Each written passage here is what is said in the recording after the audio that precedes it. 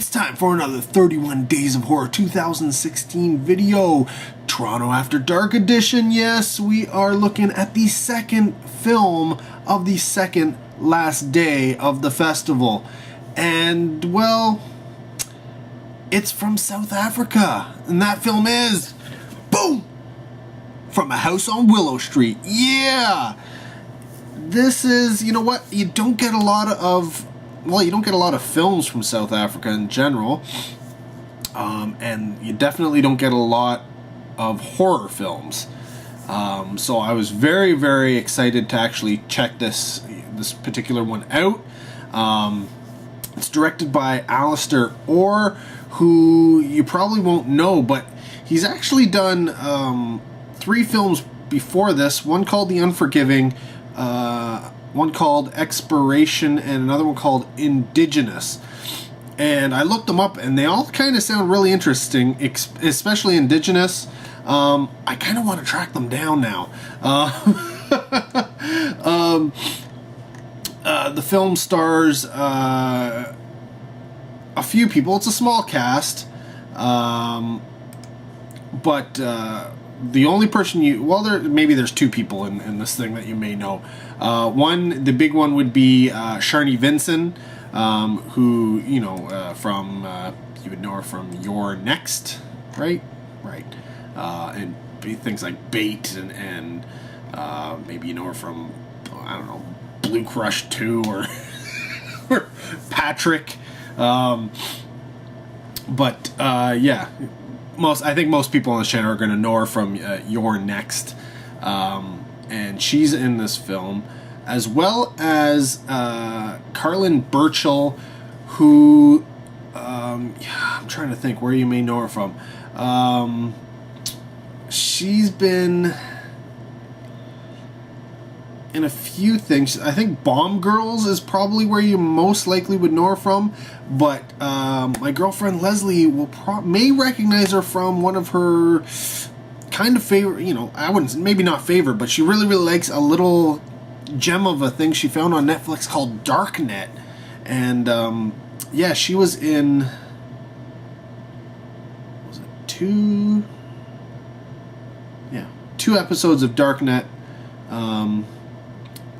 And so, yeah, that's pretty cool. She's Canadian as far as I know.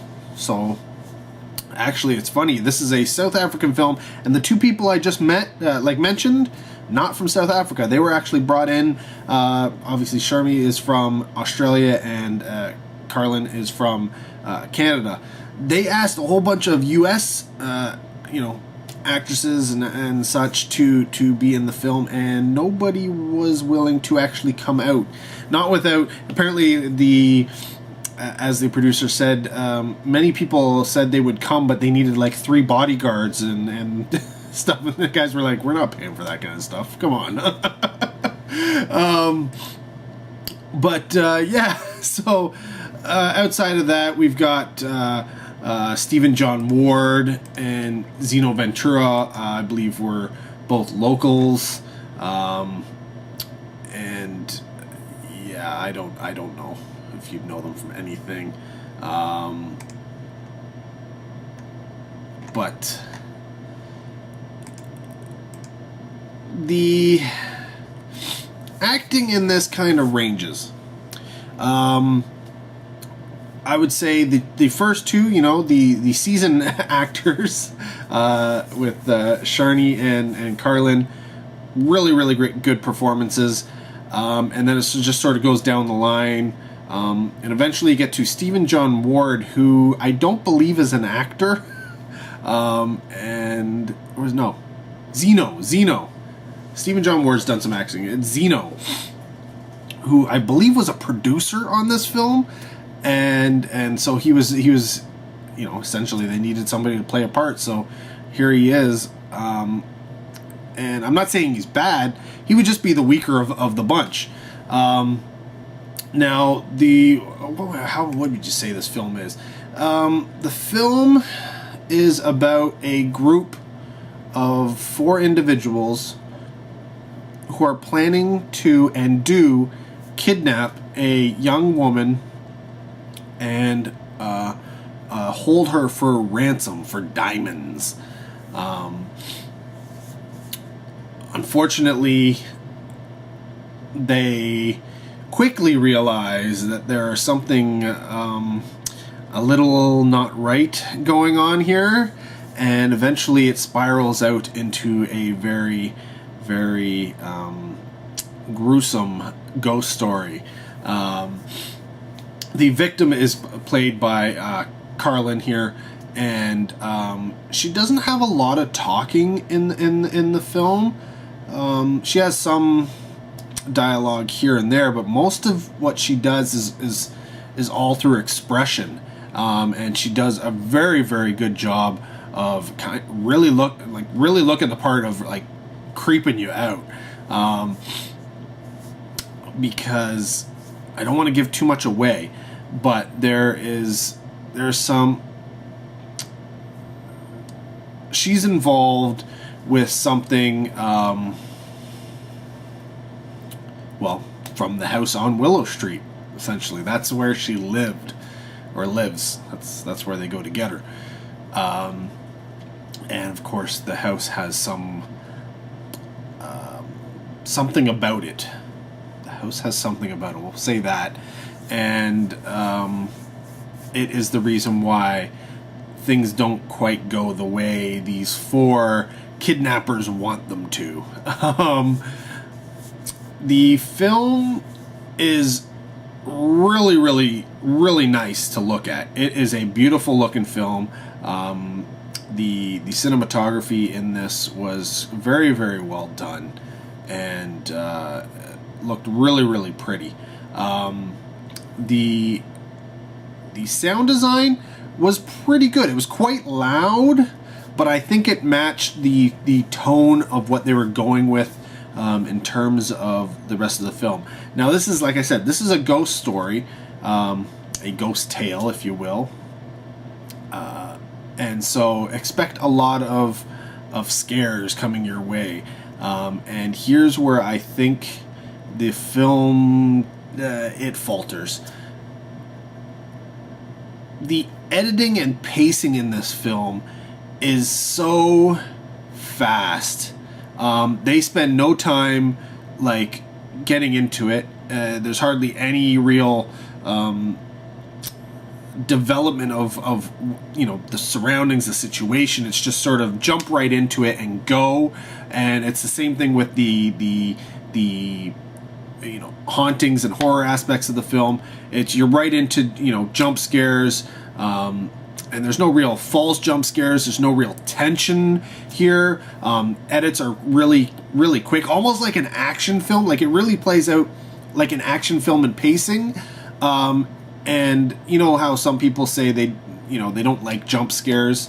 They don't really get scared by them. A good jump scare should scare most people, even the diehards. But they often say, we prefer the tension. Well, yes, the tension is the lead up to the jump scare. They go kind of hand in hand.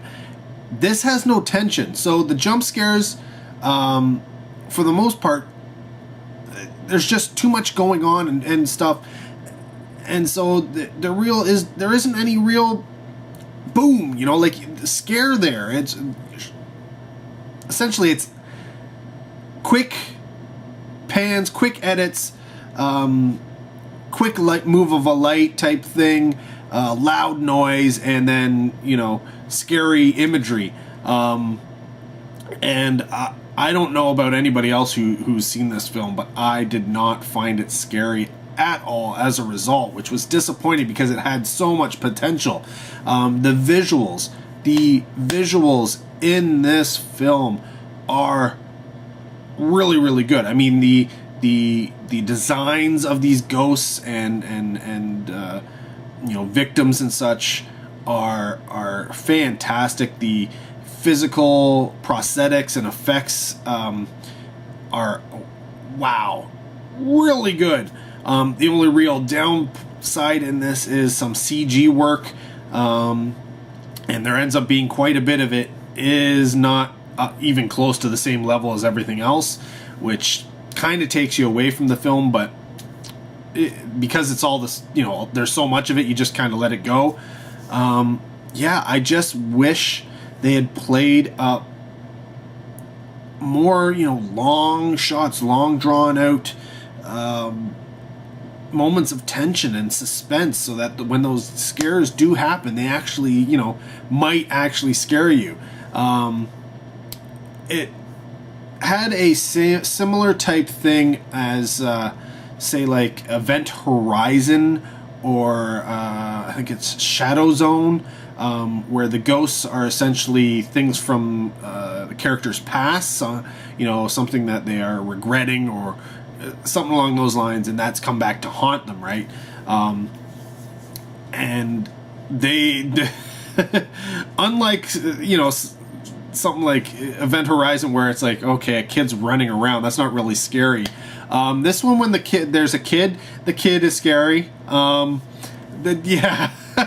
Honestly, the design that they put into these ghosts, you know, just phenomenal. Loved it. It's just too bad that, you know, From a House on Willow Street didn't deliver in the one thing that a, you know, haunting ghost story type thing should, and that's the scares. I think also the story kind of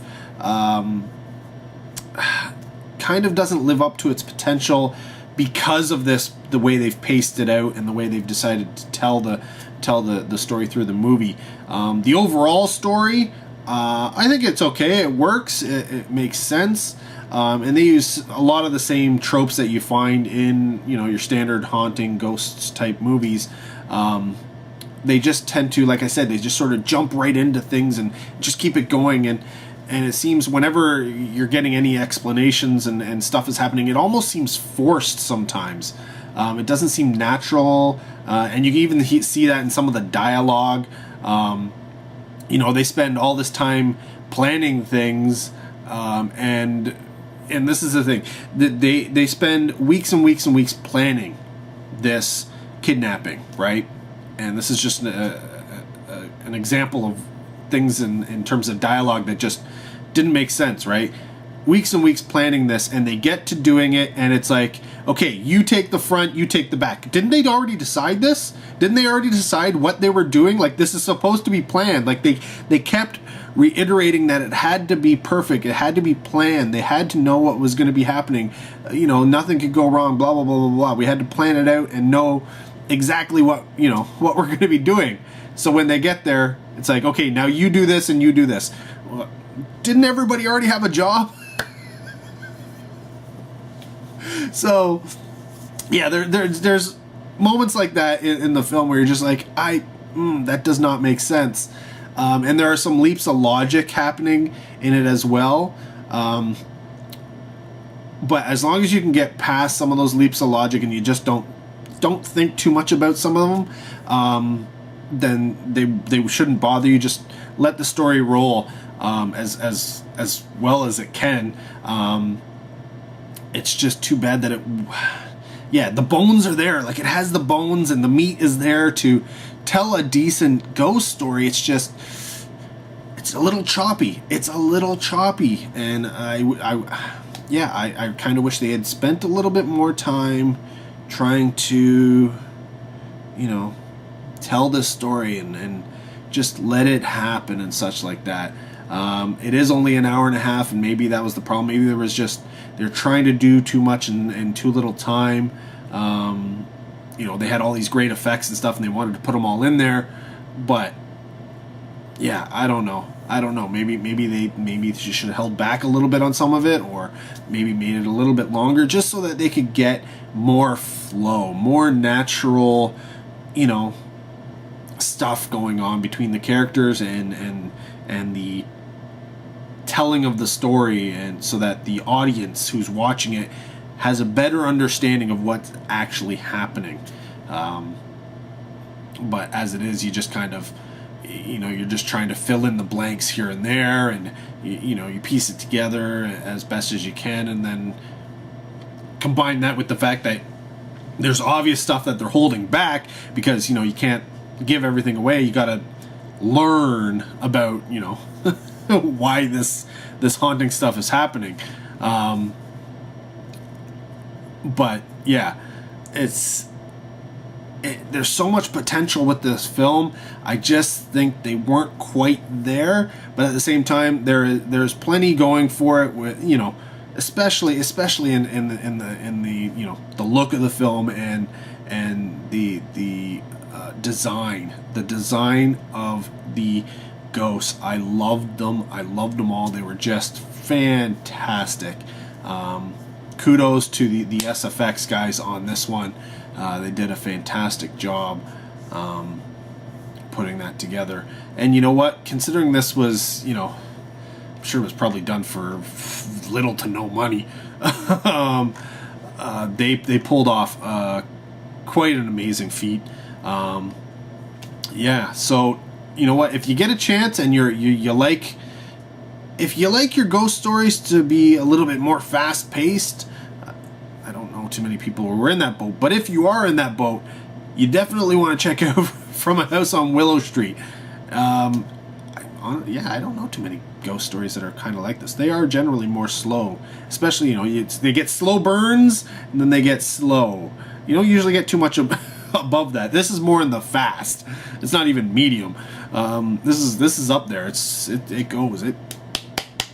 So, yeah, not perfect, but considering we're dealing with people who I don't think have a lot of experience putting together a film of this nature, I'm pretty impressed. I'm pretty impressed with what they managed to do.